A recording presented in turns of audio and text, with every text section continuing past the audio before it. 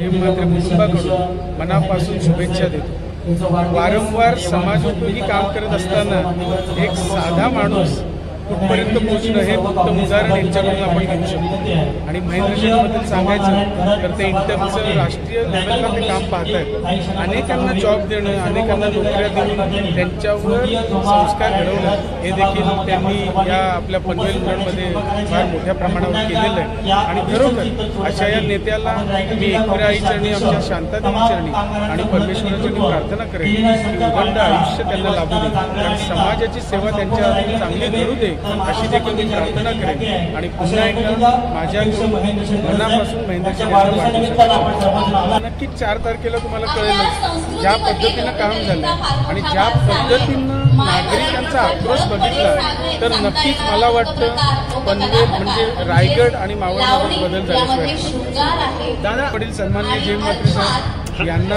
मी मनापासून वाढदिवसाच्या शुभेच्छा देतो। माझी रिक्वेस्ट तुम्हाला पत्रकार मंडळींना की त्यांना हा व्हिडिओ दाखवू नका, कारण आजपर्यंत त्यांनी कधीच वाढदिवस स्वतःचा साजरा केला नाही, म्हणजे चक्क घरात सुद्धा नाही। मी सकाळीच त्यांना बुके घेऊन ऑफिसमध्ये 5 मिनिटासाठी आलो होतो। मी एकटा न जाता आमच्या ऑफिसचे जे हेड स्टाफ आहे त्यांना घेऊन गेलो, परंतु ते बुके घेत नव्हतं। मी कसा बसा एक बुके दिला, म्हणजे त्यांचे सांगण्याचं तात्पर्य एवढंच आहे की त्यांनी आजपर्यंत कधीच स्वतःचा वाढदिवस हा साजरा केला नाही की कोणीही याच्यामध्ये कोकण पदवीधर मतदारसंघाची निवडणूक लागलेली आहे। मागच्या वेळी आम्ही मावळ किंवा रायगडपैकी एक मावळ ज्या मागितली होती मावळ दिली गेली नाही आणि भिवंडी गेली। कोकणामध्ये एकही लोकसभा नाही, एकही विधान परिषद नाही आणि मुली आता कोकण जी पदवीधर मतदारसंघाची जी आता निवडणूक जाहीर झाली ती काँग्रेसच्या वाटेला सीट जाते आणि पुढं काय भविष्यात विधानसभेत होईल आम्हाला माहीत नाही आहे। आणि म्हणून ही सीट या कोकणामध्ये स्ट्रॉंग फक्त काँग्रेसची रायगडमध्ये आहे। मी तालुक्यावर जिल्हा परिषद मेंबर होते, पंचायत समिती सभापती होते, नगरसेवक होते आणि अशामुळं पंचायत समिती आणि अनेक ग्रामपंचायती आहेत। त्याच्यामुळं या जिल्ह्याच्या काँग्रेसला आधार देण्यासाठी रायगड जिल्हा काँग्रेसचे आमचे नेते प्रवीणजी ठाकूर यांना ॲडव्होकेट प्रवीणजी ठाकूर यांना उमेदवारी मिळावी अशी एक मुख्य आपण मागणी केलेली आहे आणि त्याचा आज आपण ठराव घेतला आहे, ते प्रदेशला जाणार आहे। त्याच्यासाठी आजची बैठक लोकसभेला पण विचारला होता, रायगड काँग्रेसला पण सुटली असती, पण मी 2014 साली जाहीर केलेला आहे का मी कुठली निवडणूक लढणार नाही।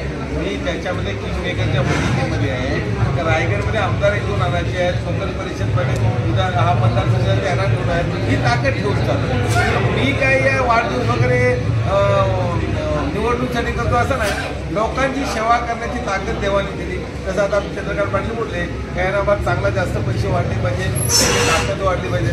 जनतेच्या सेवेसाठी ताकद, पैसा जो देवाचा आहे बापाचा आहे त्याच्या आपल्या बापाचा नाही। आपण रिकामं खाली आता आहे, खाली जे काय देईल ते जनतेसाठी आहे, सगळ्यांची सेवा करतो, पत्रकारांची पण सेवा करतो, रुग्णांची सेवा करतो, विद्यार्थी येतात अनाथ त्यांची करतो, गोरगरीब येतो तर धर्मशक्तीसाठी अनेक लोक येतात, बाबा आमचं मंदिर आहे हे आहे, याच्यासाठी आहे। मी जनतेसाठी आहे, काँग्रेसची ताकद वाढवण्यासाठी आहे आणि मी कुठली निवडणूक लढणार नाही याच्यावर पक्का ठाम आहे। 2014 साली जाहीर केलं आहे। माझा लोकसभेची सीट सप्टेंबरमध्ये विचारणा झाली होती, भाऊ पाटील आले होते, मग तुम्ही उभे राहा, मिळाले सीट वगैरे ना कशा मिळाली असती आणि ती काँग्रेसमधून पण काँग्रेसच्या हातावर सुद्धा मी ती सीट आम्हाला सुटली असती, ही ताकद होती। पण मी स्वतः जातो विधानसभा अगदी BJPचे सगळे मेजॉरिटी कार्यकर्ते येऊन भेटले तर तुम्हीच लढला पाहिजे महेश बांडी पडायचं असेल तर, पण मी सांगितलं मी लढणार नाही जाहीर केलं आहे। मी 19ला 14ला लढलो, 21ला नाही लढलो, तर माझ्याकडून काय अपेक्षा करू नका।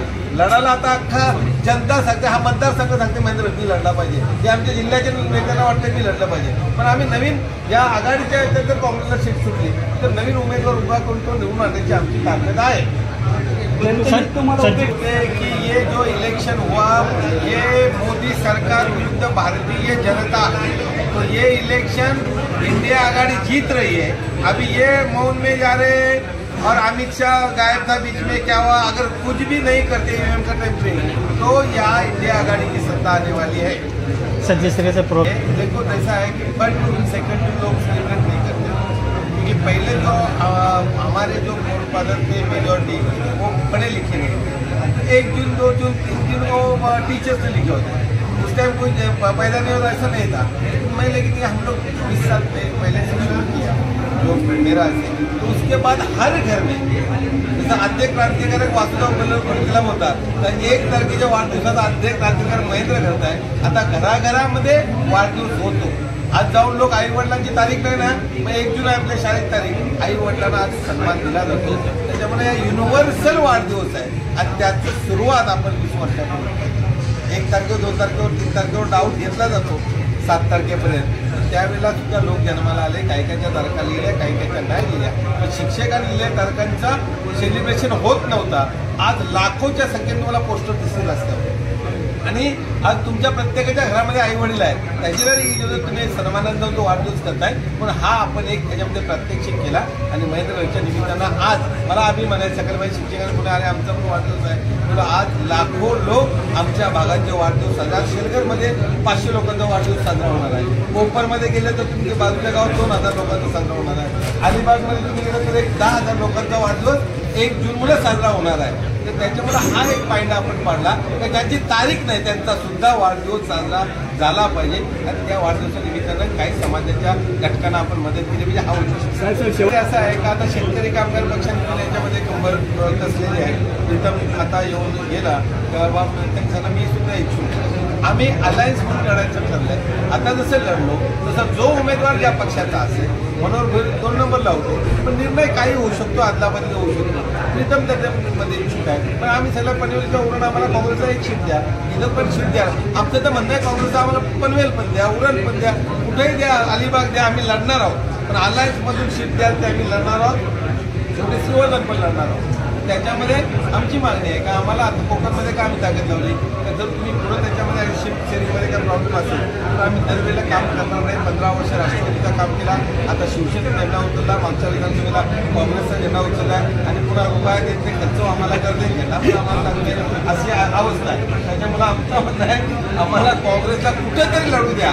त्याच्यामध्ये आमचा उद्देश आहे उरण द्या, उरण दिली तर आम्ही सहज काँग्रेसची टीक आणि फक्त महाविकास आघाडी तुम्हीच पाहिजे जाहीर करतो. एकदा ते ठरलं ते ठरलं, मी बाबा लढणार नाही याच्यामध्ये आज नाही.